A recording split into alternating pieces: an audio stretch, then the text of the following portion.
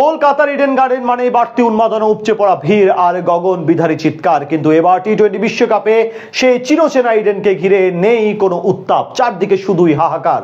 বিশ্বকাপের মতন বৈশ্বিক আসরের ম্যাচগুলোতে টিকিট যেখানে সোনার হরিণ হওয়ার কথা, সেখানে এবারের বিশ্বকাপকে ঘিরে কলকাতায় দেখা যাচ্ছে না বিন্দু মাত্র উন্মাদনা। তবে কি বাংলাদেশ নেই বলেই টিকিট বিক্রিতে লোকসান হচ্ছে ভারতের?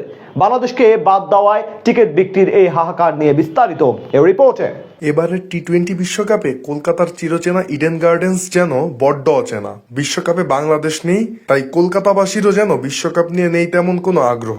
বিশ্বকাপকে সামনে রেখে কলকাতায় টিকিট বিক্রির হতাশাজনক চিত্র অন্ততপক্ষে সেটারই জানান দেয় আরো যে বাংলাদেশকে এবারের বিশ্বকাপে ঠিক কতটা মিস করছে কলকাতাবাসী। কেননা এবারের বিশ্বকাপে কলকাতায় নেই স্বাগতিক ভারতেরও ম্যাচ, সঙ্গে যুক্ত হয়েছে বাংলাদেশের বিশ্বকাপ থেকে বাদ পড়া। সবকিছু ঠিক থাকলে ইডেন গার্ডেন্সে এবারের বিশ্বকাপে গ্রুপ পর্বে বাংলাদেশের 3টি ম্যাচ হওয়ার কথা ছিল, কিন্তু শেষ মুহূর্তে বাংলাদেশকে বাদ দেওয়ায় টুর্নামেন্টের জৌলুস পুরোপুরি হারিয়েছে কলকাতা। যদিও র্যাঙ্কিং বিবেচনায় বাংলাদেশের বদলি হিসেবে বিশ্বকাপে জায়গা করে নেয় স্কটল্যান্ড, তবে স্কটিশদের নিয়ে তেমন কোনো আগ্রহই নেই কলকাতাবাসীর মনে। ভারতীয় জনপ্রিয় গণমাধ্যম আনন্দবাজার পত্রিকার প্রতিবেদন অনুযায়ী ইডেনে আসন্ন টি-20 বিশ্বকাপের ম্যাচগুলোর টিকিট বিক্রি চলছে অত্যন্ত ধীর গতিতে। মোহামেডান স্পোর্টিং ক্লাবের সামনে বসা অফলাইন টিকিট কাউন্টারগুলোতে ভিড় তো দূরের কথা, একসঙ্গে 5-6 জন মানুষও চোখে পড়ছে না। 65,000 দর্শক ধারণ ক্ষমতার ঐতিহাসিক এই স্টেডিয়ামে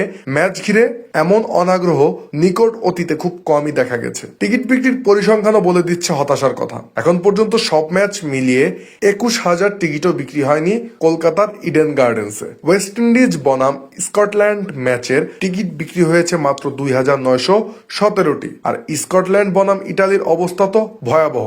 ইউরোপের এই দুই দেশের ম্যাচের টিকিট বিক্রি হয়েছে মাত্র 348টি। এছাড়া গ্রুপ পর্বের বাইরে সুপার 8 ও সেমিফাইনাল মিলিয়ে সর্বসাকুল্যে বিক্রি হয়েছে 9,000-এর মতো টিকিট। দর্শকদের এই অনাগ্রহের বড় কারণ হিসেবে দেখা যাচ্ছে গ্রুপ পর্বে ইডেনে স্বাগতিক ভারত এবং প্রতিবেশী বাংলাদেশের